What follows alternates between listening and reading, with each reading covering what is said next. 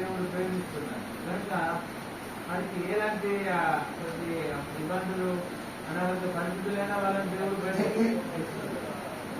అంటే మనల్ని అందరూ దేవుడు ప్రేమిస్తున్నారు.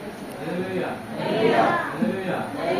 ఇప్పుడు అద్భుతంగా మన కనుమల కూడా చెప్పాము, ఎంతో బలహీనత కానీ దేవుడు ప్రేమించాడు లేదా తప్పించాడు.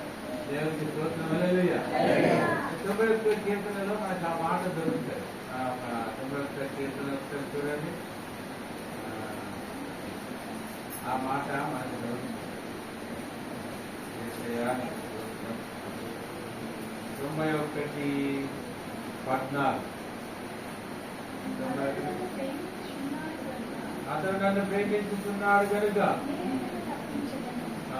ఇక్కడ ప్రేమ గురించి ఆయన మనలను ప్రేమిస్తున్నాడు, మనం ఆయనను ప్రేమిస్తున్నాం కనుక జరుగుతున్న విషయం ఏంటంటే మనం తప్పించబడుతున్నాం. అది